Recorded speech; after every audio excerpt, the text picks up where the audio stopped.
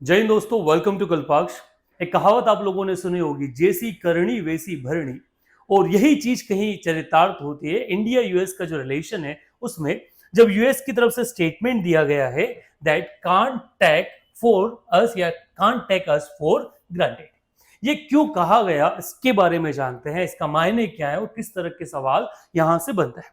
हुआ यूं, आप लोगों ने देखा होगा कि recently prime minister Narendra Modi जो है वो रशिया के विजिट पे गए। जब वो रशिया गए तो हर कोई रशिया में इस विजिट को ध्यान से देख रहा था, और उनसे ध्यान से देखने वाले में एक नाम जो था वो था यूनाइटेड स्टेट्स ऑफ अमेरिका का।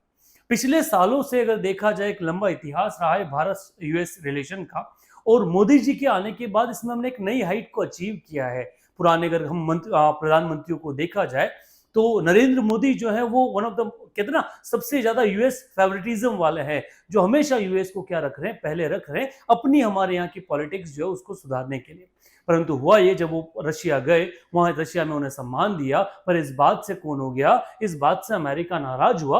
और अमेरिका के जो यूएस एम्बेसडर इंडिया में है, जिनका नाम है एरिक गैरसेटी, उन्होंने बोला that can't take us for granted. ठीक है, मींस हमारी जो पोजीशन है, जो यूएस आपको बार बार फेवर कर रहा है हर सेक्टर में, डिफेंस हो, डिफेंस वेपन्स हो, फिर स्ट्रेटेजिक पार्ट हो, या फिर स्पेस में हो, एजुकेशन में हो, उस चीज को आप क्या मत कीजिए, मींस ट्रेड भी मान लें, उनको आप ग्रांटेड मत लीजिए। यूएस आपके खिलाफ एक्शन जो है वो ले सकता है।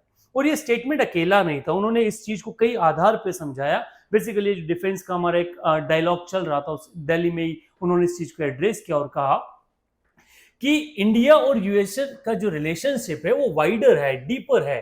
ठीक है, जितना इससे पहले कभी नहीं था। मींस ये पहले से क्या है, काफी गहराई में है। ठीक है, इतना पहले अच्छा कभी भी नहीं रहा, पर फिर भी ये उतना अच्छा नहीं है। ये it was not deep enough to taken granted. फिर भी ये उतना अच्छा या उतना गहरा नहीं है कि हम इसको क्या कर दें, इस रिलेशनशिप को इग्नोर कर दें। इसी चीज को बढ़ाते हुए उन्होंने बोला कि इंडिया जो है उसको स्ट्रेटेजिक ऑटोनॉमी चाहिए। वो चाहता है कि वो अपने संबंध जो है वो अपने हिसाब से बना पाए, पर उनका कहना है कि जब कहीं युद्ध होता है तब स्ट्रेटेजिक ऑटोनॉमी जो है वो किसी मायने नहीं बच जाते। जैसे मान ली कि उनका जो स्टेटमेंट था वही था that no war is far away. कोई भी ऐसा युद्ध नहीं है जो आपसे दूर है। अगर कहीं युद्ध हुआ है तो उसकी आंच नहीं तो धुआं जो है वो तो आप तक पहुंच, आग अगर लगी है तो उसका आंच नहीं तो धुआं आप तक पहुंचेगा। ये हमने सुना है।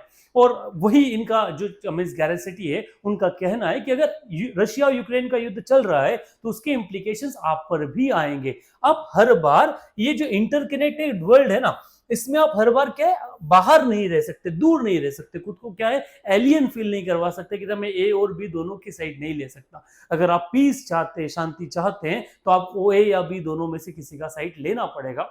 तो ये जो अमेरिकन गवर्नमेंट की तरफ से बेसिकली पहली बार ऐसा रिटेलिएशन आया है, और ये जो स्टेटमेंट है ये मच अवेटेड था, हम मानते थे, क्योंकि जिस तरह से इंडिया जो है यूएस के साथ अपने रिलेशन मेंटेन कर रहा है, साथ ही साथ वो रशिया के साथ अपने रिलेशन मेंटेन करना चाहता है।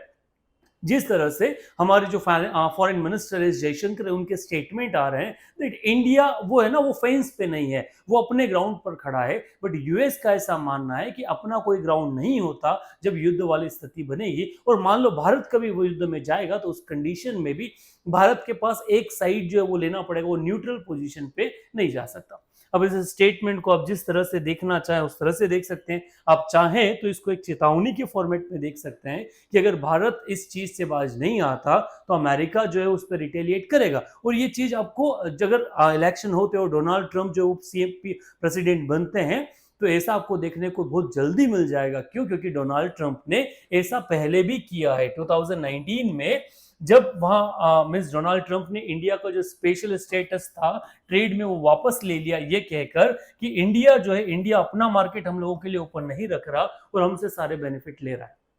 ठीक है, सो ट्रंप ये पहले कर चुके हैं, तो उम्मीद ये भी की जा सकती है कि ऐसी चीज क्या हो सकता है, ऐसी चीजें वापस या दोबारा भी हो पाएगी या होगी। ठीक है, अब आगे देखते हैं कि इसका क्या रिएक्शन जो है वो इंडिया की तरफ से आएगा। इंडियन गवर्नमेंट इसको कैसे रिटेलिएट करना चाहती है। हमारा सीधा सा कहना है कि भैया it's India internal affair and India is sovereign enough to decide its foreign policy.